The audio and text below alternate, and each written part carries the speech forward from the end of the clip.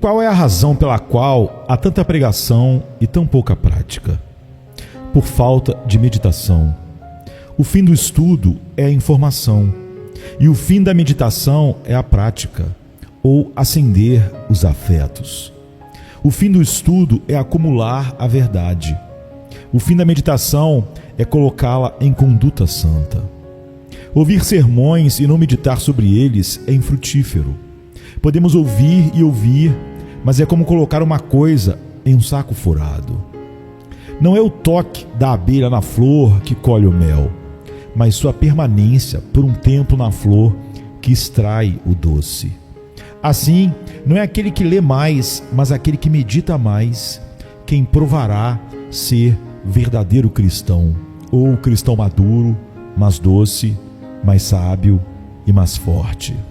A meditação afastará seus corações e almas de pensamentos pecaminosos.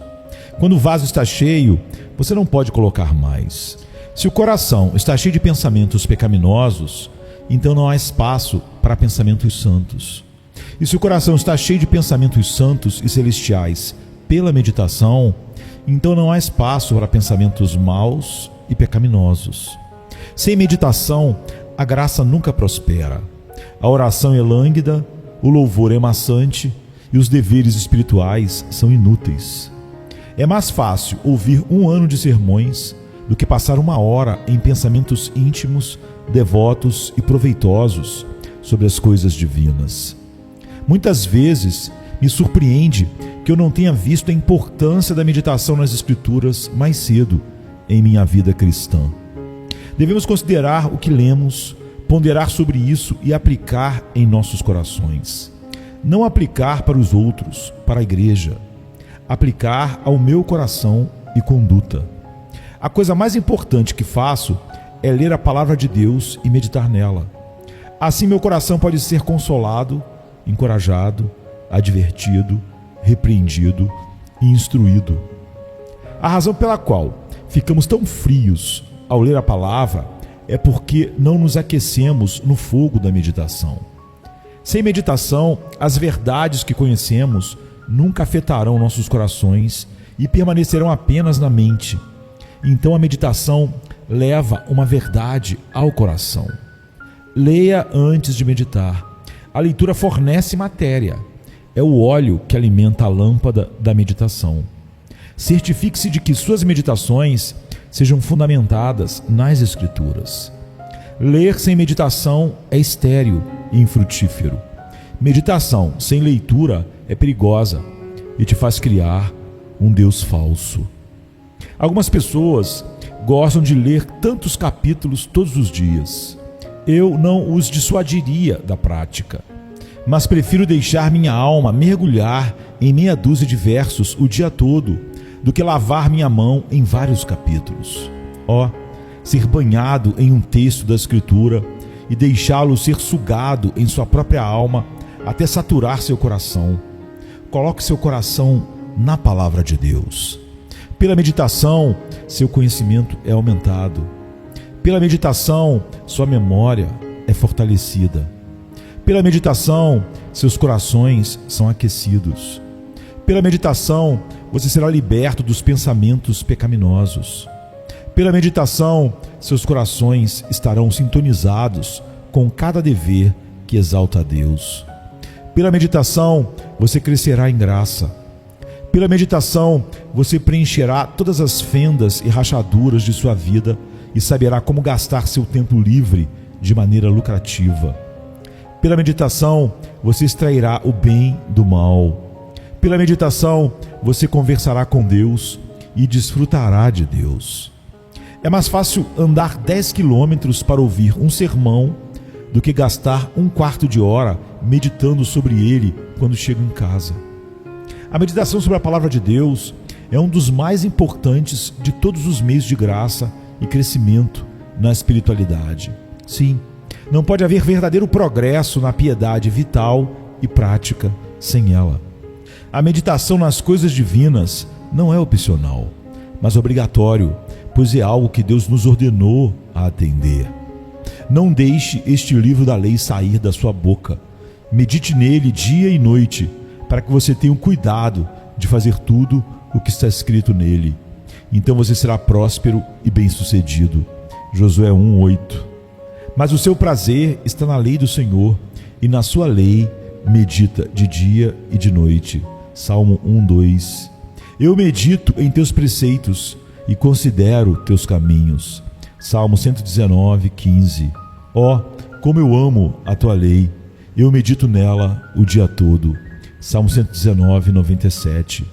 Meus olhos permanecem abertos durante as vigílias da noite, para que eu possa meditar em tuas promessas. Salmo 119, 148. Sem meditação, não se engane.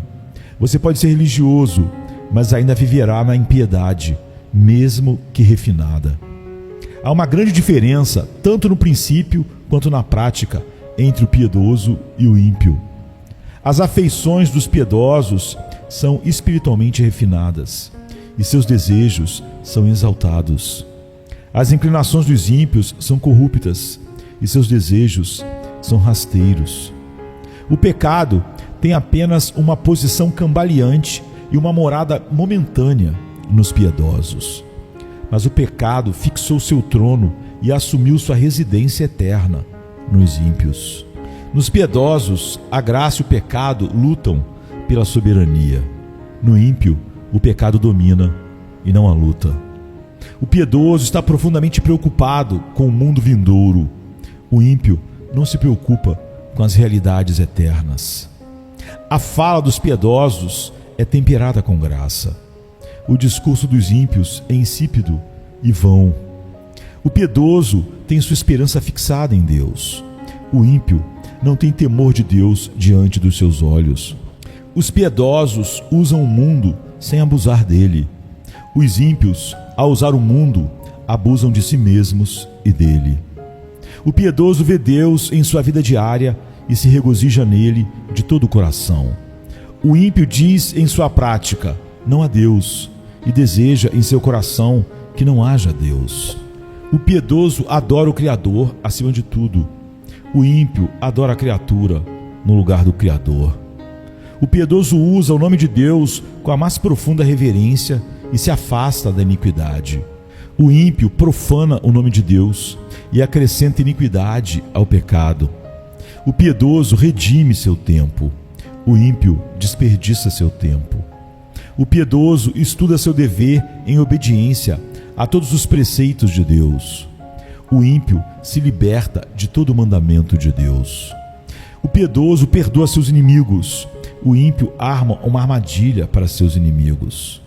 O piedoso entrega a Deus para vingar as injustiças feitas a ele. O ímpio, ardente e tumultuado, busca vingança. O piedoso ama a pureza em todas as coisas. O ímpio chafurda na impureza. O piedoso está contente com sua condição. O ímpio cobiça todo dia. O piedoso tem seu coração purificado pelo Espírito. O coração do ímpio é como uma gaiola cheia de pássaros impuros. O piedoso anda em liberdade nos caminhos de Deus. O ímpio é servo e escravo do pecado. O Espírito Santo governa no coração dos piedosos. Satanás governa no coração dos ímpios. O piedoso tem sua cidadania no céu. O ímpio tem sua cidadania no inferno.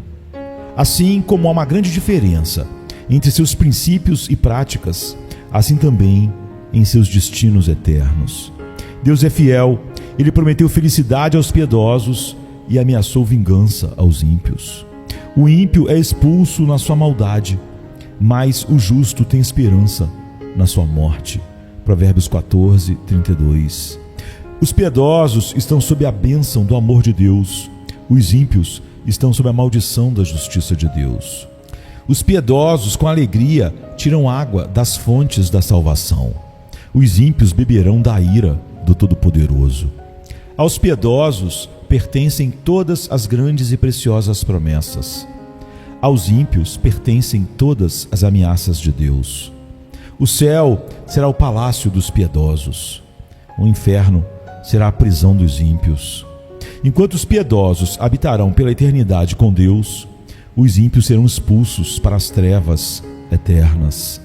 Assim, os justos e os ímpios são separados em sua vida e divididos em sua morte.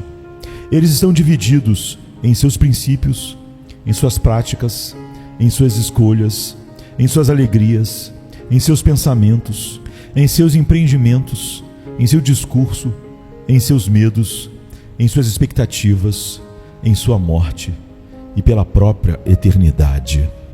Cuidado, você pode saber tudo isso e ainda ser ímpio. Só quem tem a palavra de Deus e nela medita de dia e de noite pode ser chamado piedoso. E não é que eles podem mudar, eles já mudaram. E nada vai parar a mudança até que sejam perfeitos, até que sejam a imagem de Cristo.